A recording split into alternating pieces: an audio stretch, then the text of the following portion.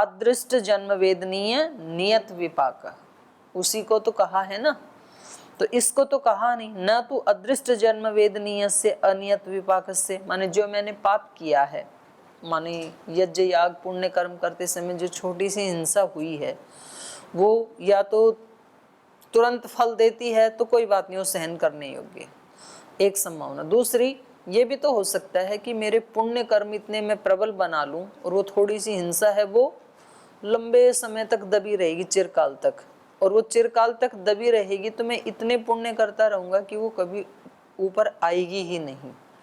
क्योंकि वो क्यों नहीं देगी?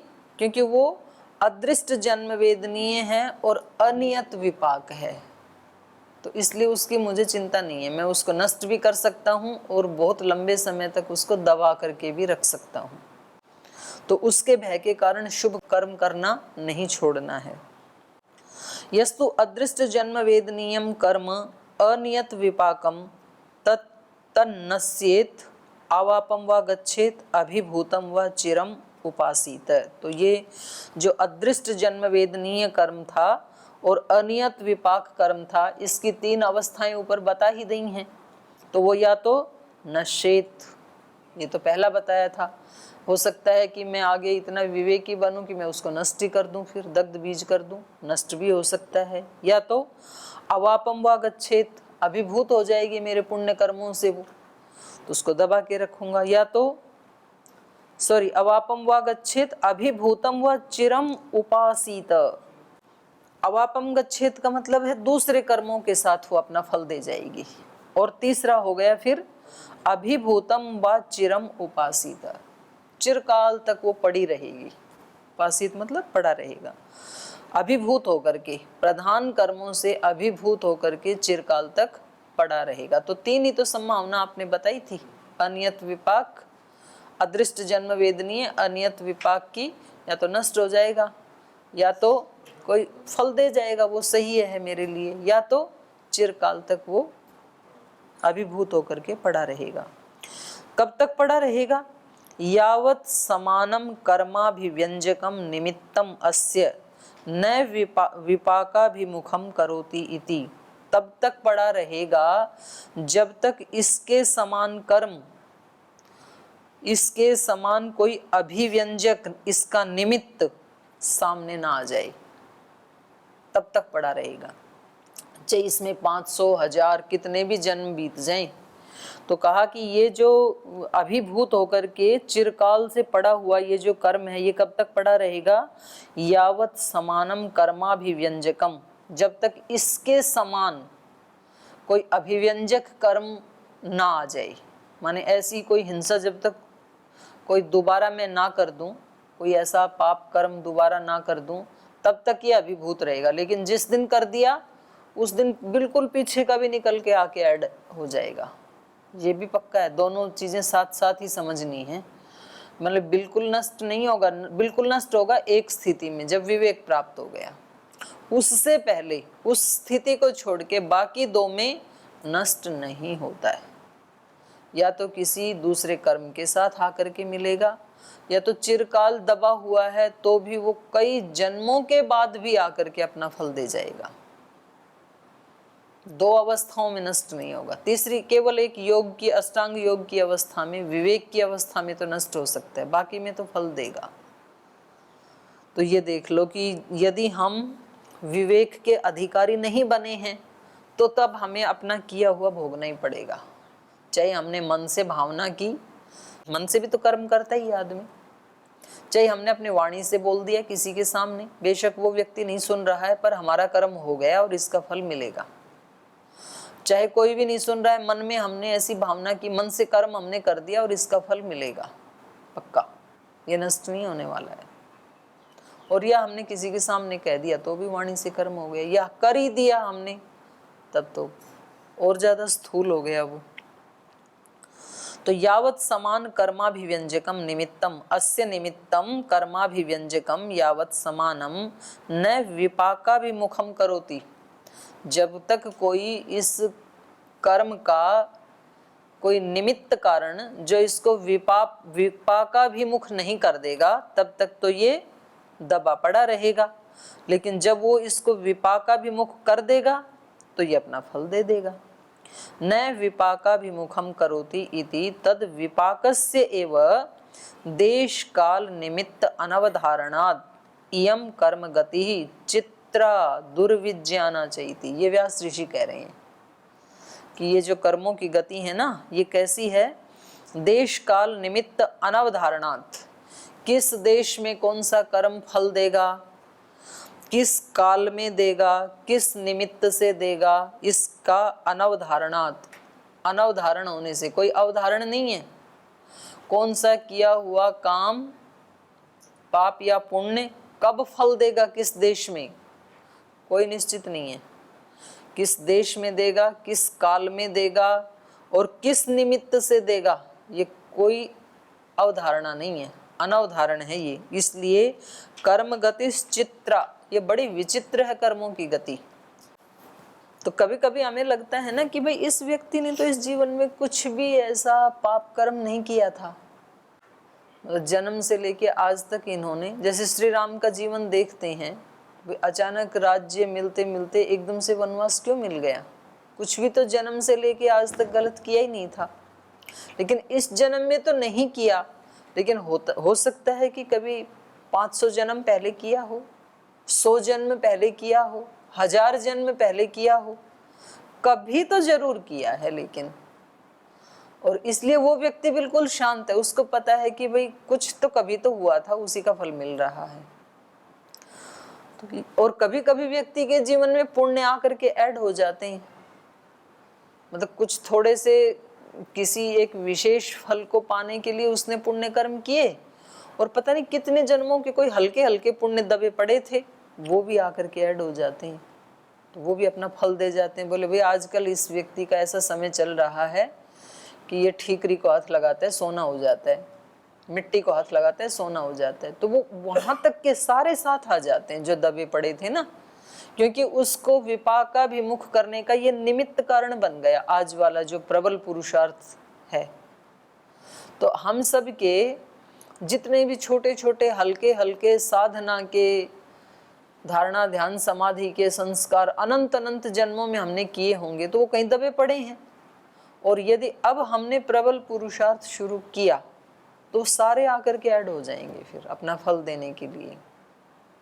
एक व्यक्ति रोजाना झूठ बोलता है, आलस्य करता रहता है, प्रमाद करता रहता है, दूसरे व्यक्ति की बात सुनता नहीं है, उनको तंग करता रहता है, सारे लोग उससे परेशान रहते हैं, पकड़ा भी नहीं जाता है, किसी बड़े व्यक्ति का उसके ऊपर कृपा होती है, वरद हस्त होता है, तो बहुत लोग परेशान होते हैं। बोले भाई ये सब ना हमारे को सताता रहता है और इसको कोई डांट तो पड़नी है नहीं, इसका कुछ होना तो है नहीं,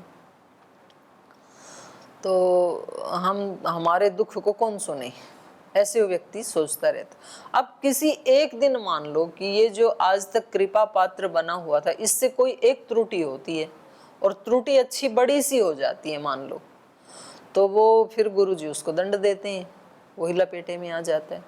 अब जैसे ही उन्होंने इस व्यक्ति को दंड दिया तो सारे इकट्ठे, जी इन्होंने उस दिन हमारे साथ भी ऐसे किया था, जी इन्होंने उस दिन हमारे को भी ऐसे बोला था। तो इस व्यक्ति को लगता है कि इनको आज ही मौका मिला, उस दिन से कहा नहीं भाई चलो मेरे को इसका दंड मिला सो मिला, तो ये भी सारे इकट्ठे होके क्यों आ गए आग लगाने के लिए। तो वो हल्के हल्के कर्म थे और ये तो आज घोर कर्म हो गया, तो ये सारे मिल करके साथ आ जाते हैं। तो इसलिए यहाँ व्यास ऋषि जैसे ऋषि हैं वो कर्मों की गति को क्या कह रहे हैं? चित्रा दुर्विज्ञाना, बड़ी विचित्र गति है और दुर्विज्ञाना, बड़े मुश्किल से ही जानने योग्य है, ये जानी नहीं जा सकती है। क्योंकि इस जन्म की तो जान लेंगे, इस जन्म का ठीक भी कर लेंगे, पर पीछे का कब का क्या क्या दबा पड़ा है उसको कैसे जाने, वो तो दुर्विज्ञाना है ना। तो पता नहीं कब आके कौन सा फल दे जाए, अच्छा या बुरा, तो उसके ऊपर हमारा कोई कंट्रोल नहीं है, कोई अवधारण नहीं है। अब बस हम एक ही काम कर सकते हैं कि अपनी समझ से तो हम सुकृत कर्म करने की इच्छा करें, पुण्य कर्म करने की इच्छा करें, और कोई हमारे जीवन में कोई प्रतिकूल परिस्थिति आती है तो उसको चुपचाप सहन करने की शक्ति हमारे अंदर हो कि भाई कभी ना कभी किसी ना किसी जन्म में इसका कोई अहित किया होगा, इसने अपना काम पूरा किया। ऐसा हम अपनी सामर्थ्य बनाएं, बस ये एक ही केवल रास्ता है, ऐसा ये कह रहे हैं। कर्म गतिश् चित्रा दुर्विज्ञाना च इति न च उत्सर्गस्य अपवादात् निवृत्ति ही एक भविकः कर्माशयो अनुज्ञायत इति। तो कह रहे हैं ये सामान्य नियम है, न च उत्सर्गस्य अपवादान निवृत्ति ही। जो उत्सर्ग नियम है उनकी अपवाद से निवृत्ति नहीं होती है। अपवाद कभी कभी मिल जाते हैं। अपवाद क्या है? अपवाद है कि जिसने विवेक को प्राप्त कर लिया, ज्ञान को प्राप्त कर लिया, तो उसके अच्छे बुरे सब नष्ट हो जाएंगे। तो ये क्या है? ये अपवाद है कि उसको उसका किया हुआ का फल नहीं मिलेगा, सारे जल जाएंगे। पर ऐसे कितने लोग होते हैं विवेक को प्राप्त करने वाले, मोक्ष को प्राप्त करने वाले? अपवाद ही होते हैं कुछ तो। सामान्य नियम क्या है? जो किया है वो भुगतना ही पड़ेगा। सामान्य नियम ये है, अवश्यमेव, ये सामान्य नियम है। तो कह रहे हैं जो उत्सर्ग नियम है वो अपवाद से उनकी निवृत्ति नहीं होती है, इसलिए बहुत सारे कर्मों का कर्माशय एक भविकः कर्माशय अनुज्ञायते इति। बहुत सारे कर्म मिलकर के एक कर्माशय बनता है और उससे हमारे आगे के जीवनों की धारा प्रवाह जो है वो चलती रहती है। तो हमें अपना अगला जन्म कैसा चाहिए, इसका निर्धारण हमें आज ही करना पड़ेगा। अगला जन्म कैसा चाहिए, तो वो व्यक्ति को खुद सोचना चाहिए कि मुझे एक, यदि तो इतनी सामर्थ्य है कि चाहिए ही नहीं। देखो, एक इच्छा तो एक अलग बात है, इच्छा तो सभी की यही है कि जी नहीं चाहिए। और यदि तो किसी को चाहिए कि भाई इतनी तो सामर्थ्य है नहीं हमारे अंदर, तो इतना विवेक तो है नहीं, ऐसी समाधि अवस्था तो हमने प्राप्त की नहीं है, इतना ध्यान भजन तो हमने नहीं किया है, तो जन्म तो होगा ही हमारा। होगा तो कैसा चाहिए? तो किसी व्यक्ति को लगता है कि मेरे को ऐसा जन्म चाहिए कि मैं बहुत धनवान बनूं, किसी को चाहिए कि मैं बहुत बड़ा योगी बनूं, किसी को लगता है कि मैं बहुत बड़ा पुण्य कर्म करने वाला, सेवा करने वाला सेवक बनूं। तो हर व्यक्ति की अपनी अपनी अलग डिमांड होगी उसके संस्कारों के अकॉर्डिंग। तो जैसा हमें चाहिए अगला जन्म, उसकी तैयारी हमें आज करनी पड़ेगी। आज से हम ऐसे कर्म करें, माने इस जीवन की तो बात छोड़ो, इस जीवन में जो चाहिए उसके लिए तो करना ही करना है, पर ये जो हमारे कर्म हैं ये हमारा अगला जन्म भी निर्धारित करते हैं। ये जो हमारा कर्माशय बनेगा इस जीवन का, तो ये गट्ठर के रूप में मृत्यु के समय इकट्ठा होकर के ये कर्माशय एक भविक अगला जन्म भी करवाने वाला है। और इसी के जैसे जो पीछे के हैं, जो अभी विपाक को प्राप्त नहीं हुए, अनियत विपाक हैं, वो भी इसके साथ आकर के विपाक को प्राप्त होकर अपना फल दे देंगे। ठीक है, तो ये योग दर्शन का कर्म फल सिद्धांत है। आगे चलिए, बड़ा विचित्र है वैसे। तो आगे कह रहे हैं, ते ह्लाद परिताप फलाहा पुण्या पुण्य हेतुत्वात्। बोले ये जो कर्म है हमारे, ये जो कर्माशय है, ये या ते से फिर हम पिछले सूत्र से जाति आयु भोग, इन तीनों का ग्रहण कर सकते हैं। ये जाति आयु भोग ते ह्लाद परिताप फला, किसी को सुख देने वाले होते हैं तो किसी को परिताप देने वाले होते हैं। क्यों? पुण्य पुण्य हेतुत्वात्, पुण्य और अपुण्य के हेतु से। पुण्य के माने ये जो पुण्य और पाप से उत्पन्न होने वाले जो जाति आयु भोग हैं, तो वो आनंद देने वाले भी होते हैं और दुख देने वाले भी होते हैं, दोनों ही होते हैं। ते जन्म आयुर्भोगाः, हाँ ते से उसी को लिया है। वो जो जाति आयु भोग जो बताई पिछले सूत्र में, पुण्य हेतु कहा, पुण्य के हेतु से यदि जाति आयु भोग मिला है हमें, तो कैसा होगा? सुख फलाहा, फल में सुख देने वाले हैं वो। और अपुण्य हेतु का माने पाप के कारण जाति आयु भोग मिला है, तो वो कैसे होंगे? दुख फलाइति, दुख देने वाले होंगे। तो कुछ जाति आयु और भोग सुख देने वाले होते हैं, कुछ जाति आयु भोग दुख देने वाले होते हैं व्यक्ति को। तो ये किस लिए होते हैं? पुण्य और अपुण्य के हेतु से ही होते हैं। यथा च इदं दुःखं प्रतिकूलात्मकम् एव विषय सुख काले अपि दुःखम अस्ति एव प्रतिकूलात्मकम योगिनः। तो कह रहे हैं ये बात तो हो गई सामान्य रूप से कि ये जो जाति आयु भोग हैं ये सुख और दुख देने वाले होते हैं। तो दुख कैसा होता है? यथा च इदं दुःखम, ये कैसा है दुख? प्रतिकूलात्मकम एव, ये प्रतिकूलात्मकम, इसका स्वरूप ही कैसा है? अच्छा न लगने वाला, ऐसा होता है दुख, प्रतिकूल स्वरूप वाला। विषय सुख काले पे दुखम अस्ति एव प्रतिकूलात्मकम योगिन। ये जो दुख है इसका स्वरूप ही कैसा है? अच्छा न लगने वाला। तो ये तो सबको ही बुरा लगता है दुख। लेकिन दूसरा जो है सुख, वो सुख जब किसी विषय से युक्त होकर के और भोगा जा रहा है उस समय भी विषय सुख काले अपि, उस विषय से युक्त जो सुख है वो भोग काल में भी दुखम अस्ति एव, वो भी दुख ही है। प्रतिकूलात्मकम, वो भी प्रतिकूल स्वरूप वाला ही है। किसके लिए? योगी न, केवल योगी के लिए। देखो दुख तो अप्रिय होता ही है, सबको ही दुख अप्रिय लगता है, ये ठीक बात है। लेकिन सुख, सुख अप्रिय नहीं लगता है। हमारे जैसे लोगों को सुख तो अच्छा लगता है, दुख तो बुरा लगता है। लेकिन योगियों को सुख भी दुख ही लगता है। जब वो उसके पास उपलब्ध है उस समय भी वो उसमें डूब नहीं जाता है, उस सुख में। उस समय भी वो उससे उसको दुख रूप ही मानता है। कथम तद उपपद्यते, उसको सुख काल में भी दुख कैसे मालूम पड़ता है? कि कोई चीज सुखदाई है तो सुख का भोग करते हुए भी वो दुखदाई है, ऐसा कैसे उसको पता लग जाता है? सुख ही लगना चाहिए ना उसको भी। तो कह रहे हैं सुख काल में भी योगी के लिए दुख विद्यमान है, ये ऐसे कैसे हो जाता है, ये कैसे ठीक बना?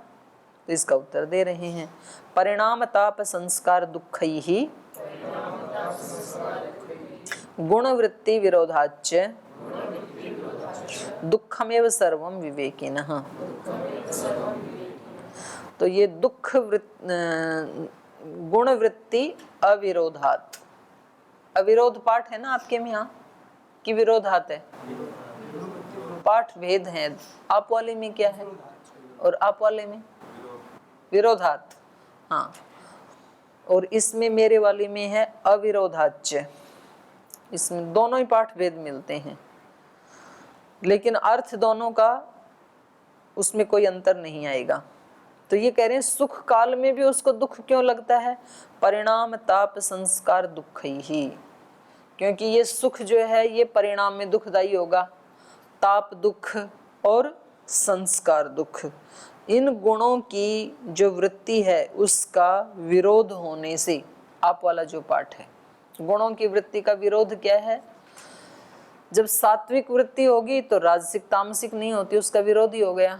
राजसिक होगी तो सत्व और तम नहीं होगा। तमोगुणी वृत्ति होगी तो रजोगुण और राजसिक और सात्विक नहीं होगी। तो उनका विरोध होने से, अविरोध का मतलब क्या है? अविरोध का मतलब है कि सात्विक है तब भी वो गुण रूप से बने ही हुए हैं, तो गुणों का निवृत्ति नहीं होती है, गुण बने ही हुए हैं, वो सहायता करते हैं रजोगुण और तमोगुण सत्व को ऊपर उभारने में। और जब रजोगुण की वृत्ति ऊपर होती है तो वो दोनों उसकी सहायता करते हैं। ये अविरोध का अर्थ हो जाएगा। तो परिणाम दुख, ताप दुख और संस्कार दुखों के कारण, एक तो ये कारण है, और गुणों की वृत्तियों का अविरोध होने के कारण या विरोध होने के कारण, दोनों भी ठीक है। विवेकी के लिए ये जाति आयु भोग सब दुख रूप ही हैं। दुखम एव सर्वम विवेकिनः, विवेकी व्यक्ति के लिए ये सब जाति आयु भोग जो हैं ये दुख रूप ही हैं। तो वो क्या चाहता है?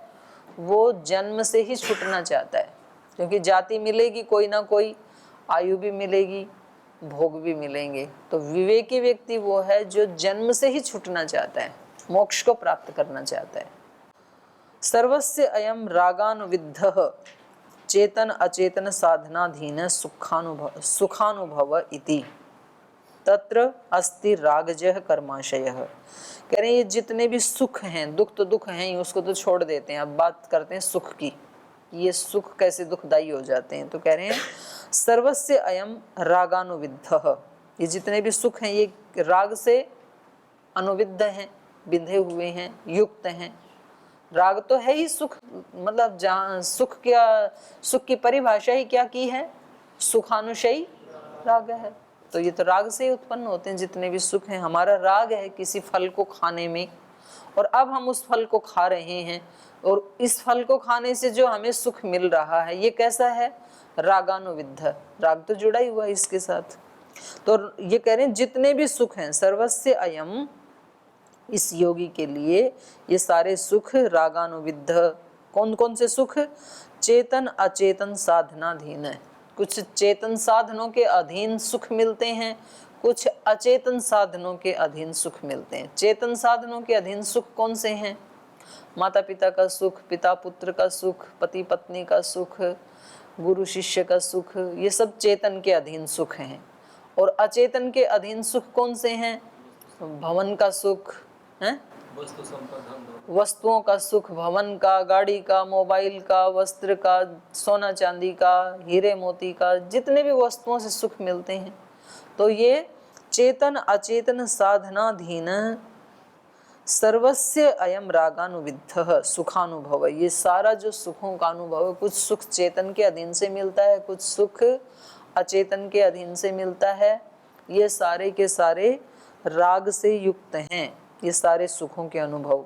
इति तत्र अस्ति रागजय कर्माशय, इसलिए राग से युक्त कर्माशय तो बन ही रहा है। सुख भोग रहे हैं तो रागज कर्माशय तो बन ही रहा है।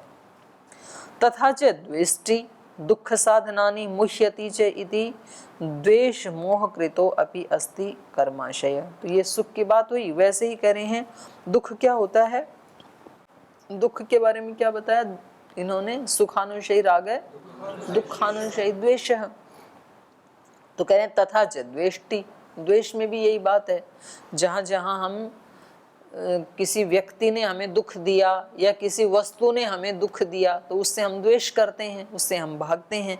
तथा च द्वेष्टि दुख साधनानि, जो दुख के साधन हैं वो मुह्यति च, इसको मूढ़ता से युक्त कर देते हैं, मुह वही चित्ते। तो कह रहे हैं मुह्यति च, तो इसलिए यहाँ पर कैसा कर्माशय बन रहा है, द्वेष मोह कृतो अपि अस्ति कर्माशयः।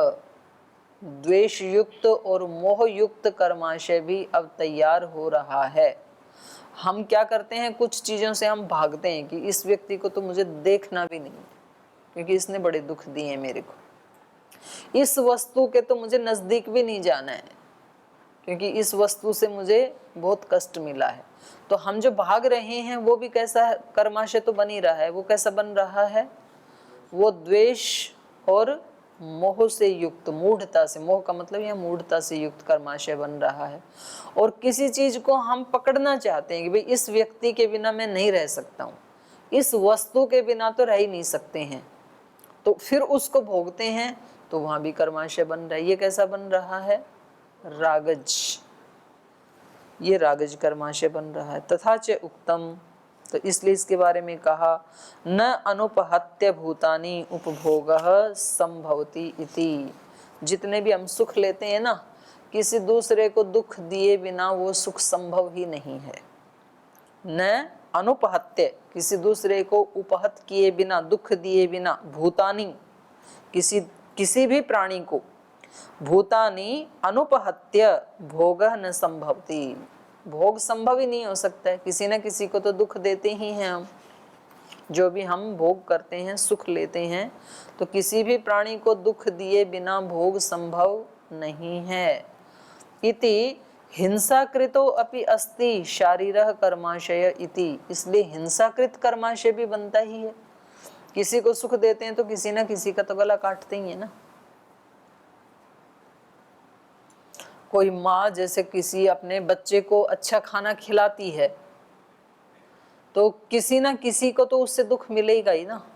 कैसे मिलेगा किसी न किसी को दुख? एक तो जिसको नहीं मिलेगा उसको देख लेगा, उसको होगा। और दूसरा ये भी है, पर्याप्त नहीं हो तो पहले बच्चे को देगी, वो तो अन्य को क्या मिलेगा वो भी। क्योंकि वो कुछ तो ऐसे भी है ना जो भूखे ही सो रहे हैं, तो उनका भी तो थोड़ा हिस्सा था ना इसमें। भाई अन्न पूरा सब प्राणियों के लिए था और उसमें से हमने तो 10 किलो उठा लिया, तो मिलना था सबको 1-1 किलो, तो 9 किलो की तो हिंसा कर ही दी हमने। तो ऐसा ये कह रहे हैं। तो कह रहे हैं हिंसा कृतोपि अस्ति शारीरः कर्माशय, बहुत सूक्ष्मता से देख रहे हैं ये। विषय सुखम च अविद्या इति उक्तम, तो इसलिए कह रहे हैं विषयों का जो सुख है उसको क्या कहा शास्त्र में? अविद्या कहा। विषय सुखम च अविद्या इति उक्तम या भोगेषु इंद्रियाणाम तृप्तेः उपशांति तत्सुखम। ये सुख और दुख की परिभाषा भाष्यकार ने की है, सूत्रकार ने तो नहीं की। सुख दुख क्या है योग दर्शन में, भाष्यकार ने की है। तो दुख क्या है? विषय सुखम च अविद्या इति उक्तम और या भोगेषु इंद्रियाणाम तृप्तेः उपशांति, भोगों में इंद्रियों की जो तृप्ति है, जो उपशांति है, उसको तो सुख कहा है। उन्होंने तो ये कहा सुखानुशयी राग है, और यहां पर सुख की परिभाषा इन्होंने क्या की? सुख क्या है? भोगेषु इंद्रियाणाम तृप्तेः, भोगों में इंद्रियों की तृप्ति होने से उपशांति, हमें एक उपशांति मिलती है, उसको तो कहा सुख। और दुख क्या है?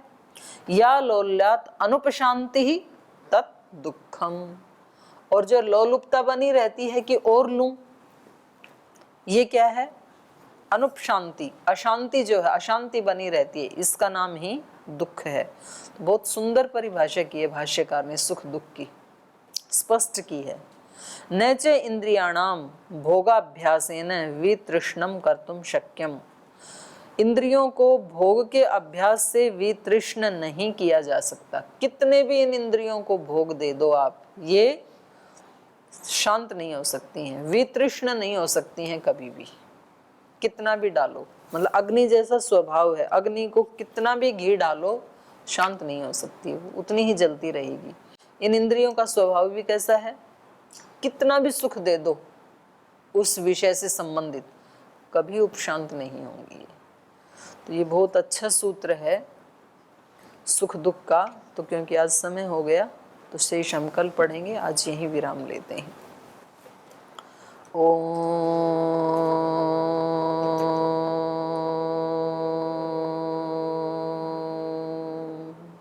शांति शांति शांति। श्री गुरुभ्यो नमः।